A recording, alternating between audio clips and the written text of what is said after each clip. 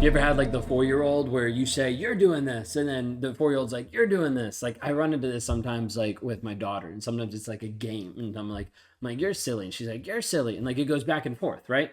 And it's this piece that oftentimes looks like mirroring when we talk about toxic relationships, but there's also this piece of like projection. So, like for the 4-year-old, they're like, I'm not silly. This is how I logically operate because they don't have logic at that age. And so you say something like, I'm not that way. You're that way, right? Now, take that into your romantic relationship, and all of a sudden, we've got a toxic person or a narcissist that is projecting and saying, I'm not that way. You're that way. I don't do that. You do that. I'm not that person. You're that person. I didn't cheat. You're the one that cheat. And we run into this place of projecting.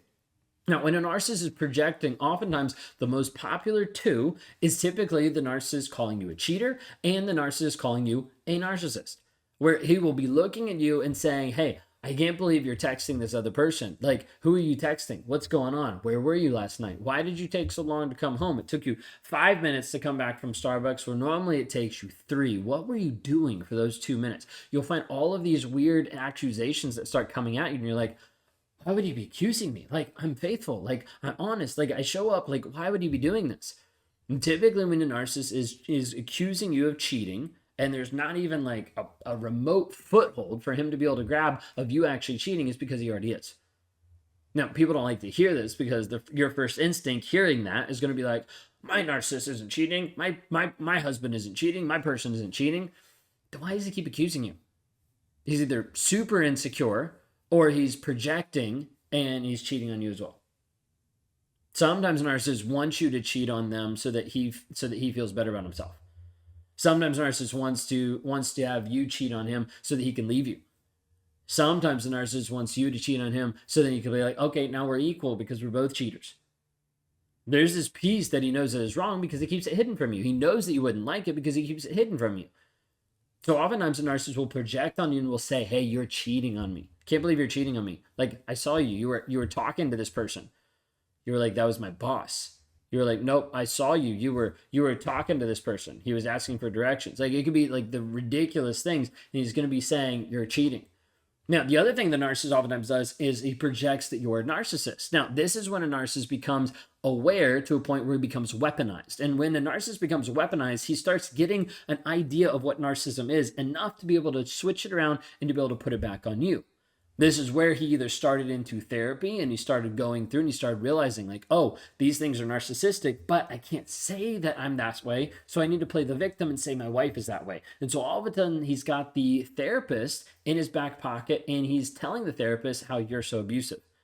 Maybe you even came in for a group session and you're like, oh, he hasn't been telling the whole truth because now I look like the toxic person because of the reactive abuse, because of the things that have happened. And so what you're going to understand, what you're going to see, is a lot of times the narcissist will project, okay? Will put something on you. When you think of projection, think of it being like having a projector, okay? Having like a giant movie screen, and they're projecting an image on the wall. Does that mean the wall looks like that image? No. The wall typically is just a blank wall to be able to have and to be able to reflect the projection onto it. But what happens is if you stare at that long enough, you're like, oh, maybe that's what it is. Okay, that's what people are thinking. Narcissist is projecting. He is placing stuff on you and changing the frame of what people see about you, changing how you see about you. Because then you look in the mirror and you're like, well, he's saying I'm a cheater. Maybe I'm a cheater. He's saying I'm toxic. And like, I did yell at him last week. And the other week, like after he did a couple of things, I screamed at him. I like threw a plate at him because like he was doing something that was like really awful. And all of a sudden you start thinking that there might be credibility there. The hard part is when we talk about reactive abuse, it's because you're reacting to an action that happened beforehand. Like there's something that happened and you're reacting to it. People always want to talk about reactive abuse as being like self-defense and being this like bad thing. But like in reality, reactive abuse is a reaction to the action that the other person put on you. You are reacting to the action that the other person put on you. So many times we want to focus on the reactive abuse. Typically, we don't call it that. So, like, a lot of times it gets confused. We're just like, wow, she's really abusive. And then we start diving in, being like, yeah, that's how she responded after X amount of times that he did X, Y, and Z. After X amount of years that he cheated on her. After X amount of years that he gaslit her, whatever it may be.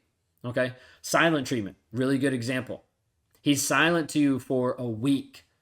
You get to a place that you want to punch walls.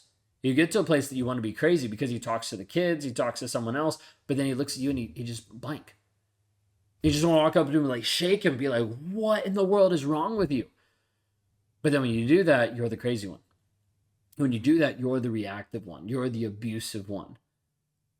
And then he cowers in fear and pulls back and he's like, oh, let me go get a protective order on you because you laid hands on me.